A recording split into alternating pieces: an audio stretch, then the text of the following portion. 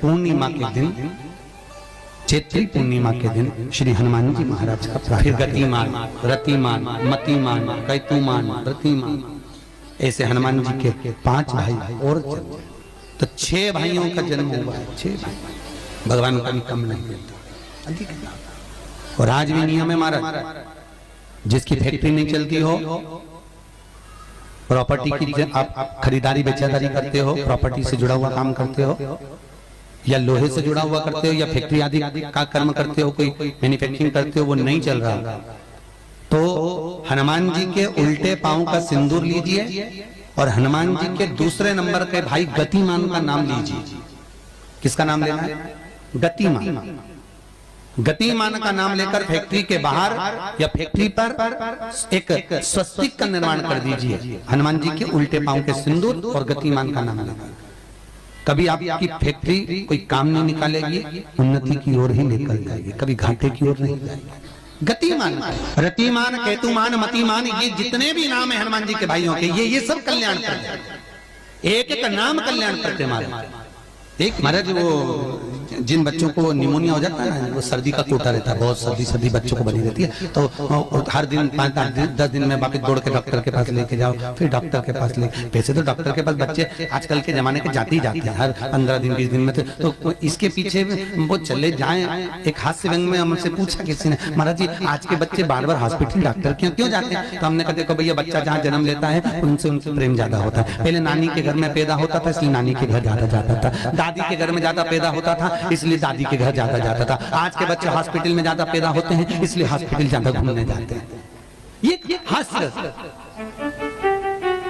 पर यदि बच्चे को सर्दी ज्यादा होती है, निमोनिया ज्यादा होता हो, ठंडा का कोटा ज्यादा रहता हो, तो पीपल के 5 पत्ते महाराज उस पर घृत लगाकर हनुमान जी के तीसरे नंबर के भाई व्रतिमान का नाम लेकर, व्रतिमान का नाम लेकर बच्चे की छाती पर एक वस्त्र से उसको बांध दीजिए, रात्रि भर बंधे रहने दीजिए महाराज। और बांधना कौन से दिन है? 12 तिथि को, बस एक बार बांधना, उसके बाद सर्दी का कोटा नहीं रहता महाराज, बच्चा स्वस्थ अपने आने। व्रतिमान हनुमान जी महाराज के जितने भी भाई हैं, सबका आनंद सुख चरणारविंद का सुख देने वाला भगवान श्री हनुमान जी महाराज चैत्र की पूर्णिमा के दिन प्रकट होते हैं। महाराज पवन तनय संकट हरन मंगल मूरत रूप, राम लखन सीता सहित हृदय बसौ सुर। श्री हनुमान जी महाराज का प्रागट्य होता है, चारों तरफ सुख ही समाहित हो जाता है, आनंद ही आनंद स्थापित हो जाता है चारों। अब दोनों में अंतर देखिए, हनुमान जी की जब स्तुति गाई जाती है तो बोला जाता है विद्यावान गुणी अति चातुर। फिर से बोलो एक बार लाइन, विद्यावान गुणी अति चातुर। हनुमान जी विद्यावान थे और लंका का राजा रावण विद्वान था। जम के बोलो विद्वान, ये विद्यावान वो विद्वान। तो एक प्रश्न सामने खड़ा होता है कि विद्यावान और विद्वान में क्या अंतर है? हनुमान जी विद्यावान गुणी अति चातुर, रावण विद्वान, तो दोनों में अंतर क्या है? विद्वान ये भी विद्वत्ता से विद्वत्ता, वो भी पढ़ा लिखा, ये भी पढ़ा लिखा, अष्ट सिद्धि नवनिधि उनके पास में, इसके पास।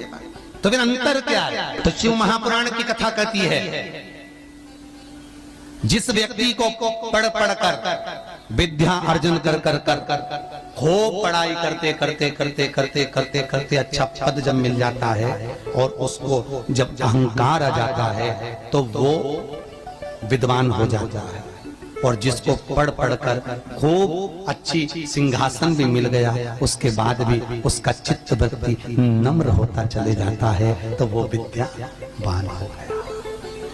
विद्वान में अहंकार है, विद्यावान में नम्रता। बहुत ध्यान देना हमारा। कई लोगों को पढ़े लिखते थे अप टू डेट बन के हमारे बराबर कोई अहंकार आ गया, मतलब तुम विद्वान हो, बहुत विद्वान हो, मना नहीं है, तुम्हारे में विद्वत्ता की कमी नहीं है, सारे वेद पुराण शास्त्र सब तुम्हारे में भरे हुए हैं, सारी पढ़ाई लिखाई तुमने भरी हुई है, तुम बहुत विद्वान हो।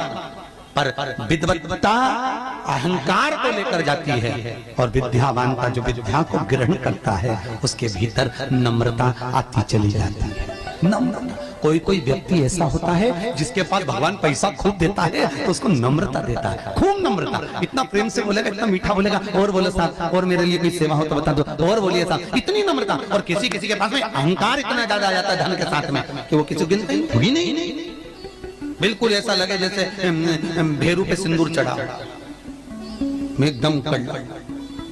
नम्रता अगर आपके भीतर पढ़ाई लिखाई के साथ में, विद्या के साथ में आ रही है तो समझ लो। कितना सुंदर कहा रामकृष्ण परमहंस जी ने। रामकृष्ण परमहंस जी से स्वामी विवेकानंद जी ने पूछा, आपकी निगाह में खूब पढ़ा लिखा व्यक्ति कैसा होता है? रामकृष्ण परमहंस कहने लगे जीरो। विवेकानंद ने फिर रामकृष्ण परमहंस से पूछा, आपकी दृष्टि में बहुत पढ़ा लिखा, बहुत पैसे वाला धनपति व्यक्ति कैसा होता है? रामकृष्ण परमहंस जी ने कहा डबल शून्य, डबल जीरो। स्वामी विवेकानंद जी ने फिर पूछा रामकृष्ण परमहंस जी से, गुरुदेव आपकी दृष्टि में पढ़ा लिखा व्यक्ति, बहुत धनपति, सब ज्ञान में निपुण, वो व्यक्ति कैसा होता है? रामकृष्ण परमहंस ने कहा ट्रिपल जीरो, 3 शून्य। स्वामी विवेकानंद ने कहा गुरुजी अगर ये सब शून्य की गिनती में आ गए तो कीमत किसकी होगी? रामकृष्ण परमहंस जी ने कहा सारे ज्ञान प्राप्त करने के बाद जो झुकना नहीं जानता, नम्रता नहीं जानता, वो जीरो के बराबर ही होता है। और जिसके पास में धन भी है, विद्या भी है, सारी निपुणता है, और जिसके भीतर नम्रता बनी हुई है, उसके आगे एक लगा दिया जाए तो वो करोड़ों की गिनती में हो जाता है।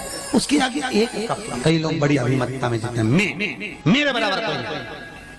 और जो में करके मर जाता है, अगला जन्म बकरा बकरी का हो जाता है, में करता फिरता। छुपकली और बकरा बकरी दोनों पहचान जाओ, बहुत परिचित है। तुम्हारे दरवाजे पर भी कोई बकरा बकरी दिखे तो समझ लेना तुम्हारा रिश्तेदार आया है। में करके मर गया, मेरा घर, मेरी परिवार, मेरा कुटुंब, मेरी घर, मेरी गाड़ी, मेरा बंगला, मेरा मेरा मेरा करके मरा, बकरा बकरी। मैं तत्व में अभिमतता। गुरु नानक देव जी महाराज का शब्द याद करो, कुछ भी मेरा नहीं है, सब कुछ तेरा, सब कुछ तेरा। इसलिए बोले सोनिहाल सब कुछ तेरा, हमारा कुछ है, हमारे भीतर कुछ है तो वो परमात्मा। हनुमान जी महाराज प्रकट हुए और अष्ट सिद्धि, कितनी? अष्ट सिद्धि, नवनिधि, कितनी निधि?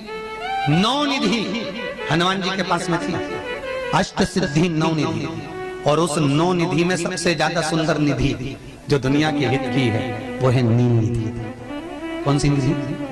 9 निधि में से एक निधि का नाम है नील निधि। कई लोग तो ऐसे हैं, उनका आज तक हनुमान चालीसा पढ़ना नहीं है, आज तक कोई चालीसा, चाहे गायत्री चालीसा हो, लक्ष्मी चालीसा हो, शिव चालीसा हो, पढ़ना ही नहीं आती। बस बैठ गए भगवान के सामने और पढ़ लिया आसन लगा के। नहीं नहीं नहीं, चालीसा पढ़ने का भी एक नियम है। अगर कोई लक्ष्य लेकर पढ़ रहे हो तो उसका एक नियम है। पूरी जिंदगी पढ़ते रहोगे तो भगवान की प्राप्ति नहीं है, पर लक्ष्य लेकर अगर पढ़ा है, आसन से जिस भगवान की चालीसा पढ़ रहे हो उसकी मूर्ति या उसका फोटो आपके सामने होना चाहिए। एक घी का दिया, अगर हनुमान चालीसा पढ़ रहे हो तो या तो घी का दिया जलाओ, वो भी गाय के घी का हो, भैंस के घी का मत जलाना। हनुमान जी कभी प्रकट नहीं होंगे भैंस के घी से। घी का दिया लगाइए अगर चालीसा का पाठ कर रहे हो हनुमान जी। और बहुत ज्यादा संकट है, बहुत ज्यादा परेशानी है तो हनुमान चालीसा का पाठ करो तो तिल्ली के तेल का दिया, काली तिल के तेल का दिया, तिल का तेल का दिया हनुमान जी के सामने आसन बिछाकर, बहुत तकलीफ है तो 3 पाठ प्रतिदिन करो। और एक आसन से जितने समय 9 बजे अगर आप बैठते हो पाठ करने तो 9 बजे ही 11 दिन तक प्रतिदिन 3 पाठ रोज करो। एक पानी का लोटा, कलश, तांबे का जल, अर्थात तांबे का लोटा हो, स्टील का लोटा हो, तुम्हारे पास जो कलश हो उसमें जल भरकर, एक सिक्का उसमें पटक कर, एक लौंग पटक कर प्लेट से ढक कर रख दो और प्रतिदिन बस टाइम पर बैठकर पाठ करो। 11 दिन पूर्ण होंगे, जिस कामना से आपने पाठ करा है बस वो सिक्का, वो लौंग कलश में से निकाल लो, जल का आचमन करो और जिस काम के लिए करा है वो जल उस प्रयोग में, किसी से बात हो, से हाथ मिलाना है तो वो सिक्का, वो लौंग अपने हाथ में अपने साथ। राम जी महाराज जब गए, हनुमत चरित्र कहता है, राम जी महाराज जब जाने लगे तो उन्होंने हनुमान जी से कहा कि तुम क्या चाहते हो? हनुमान जी बोले मेरे को जाना है, क्योंकि जहां राम वहां हनुमान। हनुमान जी जब कहने लगे कि मेरे को जाना है तो राम जी महाराज बोले नहीं नहीं हनुमान, तुझे सबसे ज्यादा प्रिय क्या है? तो कह रहा हनुमान, तू कह रहा है सबसे ज्यादा प्रिय है राम प्रिय है तो एक बार जिस समय देवऋषि नारद का अपमान हुआ, विश्वामित्र बाबा का अपमान हुआ, उस समय पर एक राजा ने जब अपमान करा तो तूने उसको राम नाम लिखकर एक जगह पर बिठा दिया और कहा कि तू राम नाम जपते रहे। उसने राम नाम जपा। तब हनुमान याद कर, मेरे सम्मुख में तू खड़ा था और युद्ध होने वाला था, तो तूने क्या कहा था? प्रभु आप इसको मार नहीं सकते क्योंकि ये आपका नाम ले रहा है। राम से बड़ा होता है राम का नाम, आप इसे मार नहीं सकते। तब आपने ये संवाद कहा था, हनुमान बता तेरी प्रीता क्या है? हनुमान जी कहते हैं प्रभु आपने मुझे जगा दिया क्योंकि मुझे श्राप ये मिला था कि तू जागेगा किसी की जगाने पर, आपने मुझे जगा दिया। इसलिए है नाथ, अब मैं जाना नहीं चाहता, सत्संग करना चाहता। श्री राम जी का चरित्र, अब मैं सत्संग करूंगा, भजन करूंगा, नाम जाप करूंगा। पर राम जी जानते हैं हनुमान से कहा, हनुमान मेरा जाने का समय आ गया, मुझे तो जाना पड़ेगा ना। सीता पृथ्वी में चली गई, मुझे भी जाना है। मैं सरयू के जल में अपने प्राणों को त्यागूंगा, मानव का शरीर है, इसको त्यागना तो पड़ेगा ना हनुमान। हनुमान जी बोले तो त्यागने में क्या दिक्कत है, त्यागो आप। पर दिक्कत एक बहुत बड़ी है। तो राम जी ने जैसी कहा दिक्कत बहुत बड़ी है, तो हनुमान जी पूछे ऐसी कौन सी दिक्कत है?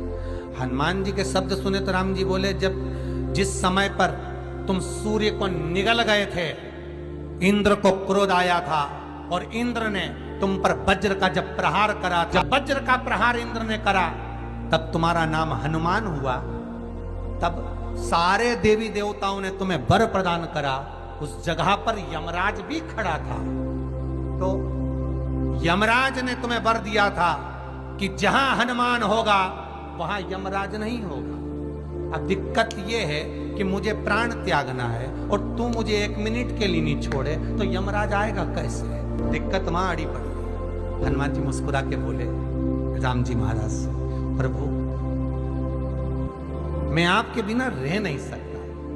तो राम जी बोले मैं भी जानता हूं कि तू मेरे बिना नहीं रह सकता, पर एक काम तो कर सकता है ना। क्या?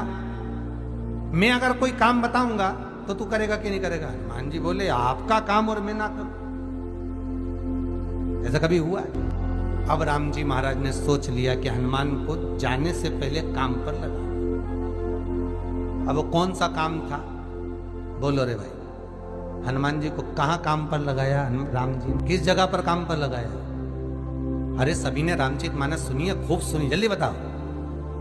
राम जी महाराज ने प्राण त्यागते समय, सरयू जी में प्राणों को देते समय राम जी ने हनुमान जी को किस काम में लगाया था कि राम जी ने अपने हाथ की एक मुद्रिका जिस पे राम लिखा हुआ था, वो मुद्रिका एक अयोध्या की एक सरंग में जमीन में डाल दिया और हनुमान से कहा जरा ढूंढ के लेके आ, मैं अभी घूम कर आया। और हनुमान जी तलातल रसातल भूमि के नीचे पताल में चले गए उस मुद्रिका को ढूंढने के लिए जिस पे राम लिखा है।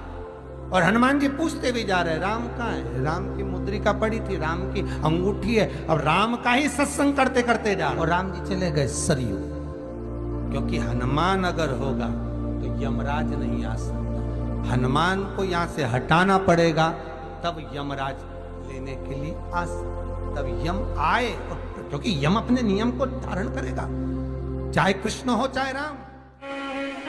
वास्तु के हिसाब से केवल एक दीवार ऐसी होती है जहां पर हनुमान जी का चित्र लगाया जाए। चाहे तुम पर्वत उठाने वाला चित्र लगाओ हनुमान जी का, चाहे बैठे हुए लगाओ, चाहे रामायण पढ़ने वाला लगाओ, चाहे लंका दहन करने वाला लगाओ, चाहे राम नाम जपने वाला लगाओ, चाहे लक्ष्मण को संजीवनी देने वाला लगाओ, चाहे मौन मुद्रा में लगा दो, चाहे स्तुति में लगा दो, चाहे भजन में लगा दो। हनुमान जी का कोई भी चित्र लगता है तो ना पूरब में लगेगा, ना पश्चिम में लगेगा, ना दक्षिण में लगेगा। हनुमान जी का अगर चित्र लगता है तो उत्तर की दीवार में दक्षिण को देखते हुए लगता है। केवल एक ही, जैसे पूर्वजों के चित्र को, पितरों के चित्र को, गए हुए हमारे जीवों के चित्र को दक्षिण में विराजमान किया जाता है, उसी तरह हनुमान को उत्तर में विराजमान कर कर दृष्टि दक्षिण में कर। घर में हनुमान जी के जितने फोटो होते हैं उसको केवल दक्षिण दिशा में लगा, उत्तर दिशा में लगा बिठाते थे और दक्षिण की ओर उनकी दृष्टि होना चाहिए, दक्षिण की ओर उनका मुख होना चाहिए। क्यों महाराज? अगर व्यक्ति के जीवन में कोई बीमारी आने वाली है, व्यक्ति के जीवन में कोई रोग आने वाला है, व्यक्ति के जीवन में अगर कोई कष्ट आने वाला है, व्यक्ति के जीवन में अगर कोई परेशानी आने वाली है, व्यक्ति के जीवन में कोई एक्सीडेंट का योग भी बनने वाला है, तो शास्त्र कहता है वो दिशा दक्षिण से ही बनता है। ये दक्षिण जो दिशा है ये यम की दिशा है। यहाँ संपूर्ण परिवार के साथ यमराज अपने आनंद में निवास। और जब हमारे घर में, हम ये नहीं कह रहे कि आप हनुमान जी का फोटो लगाओ, हम ये भी नहीं कह रहे, आपके घर में हो और आपने अगर विराजमान कर रखा है किसी दिशा में, तो हमारा तो निवेदन रहेगा अभी तक आपने अगर जैसा रखा, पर एक बार दिशा बदल कर देखना कि रोग, बीमारी, कष्ट, दुख, तकलीफ में आपको लाभ मिला कि ना। हनुमान जी ने केवल दक्षिण दिशा की ओर अगर मुख कर हमने विराजमान कर दिया, फोटो ही विराज दिया। हम ये नहीं कहेंगे आपसे कि आप बाजार से फोटो खरीद के लाओ फिर लगाओ, नहीं, आपके घर में हो तो आप लगा दीजिए, आपके घर में हो तो। ओम नमो भगवते वासुदेवाय, वासुदेवाय हरि वासुदेवाय। ओम नमो भगवते वासुदेवाय। विष्णु भगवान की चालीसा सुनाने जा रही हूँ। ये चालीसा जरूर सुनिएगा, पूरा सुनिएगा। ये चालीसा सुनने से होती है रोग कष्ट दूर। विष्णु सुनिए विनय सेवक की चितलाय, करत कुछ वर्णन करु दीजे ज्ञान बतलाय। नमो विष्णु भगवान खरागी, कष्ट नवासन अखिल बिहारी। प्रबल जगत में शक्ति तुम्हारी, तिरुवन फैली रही उजियारी। सुंदर रूप मनोहर सूरत, सरल स्वभाव मोहनी मूरत। तन पर पीताम्बर अति सोहत, बैजंती माला मन मोहत।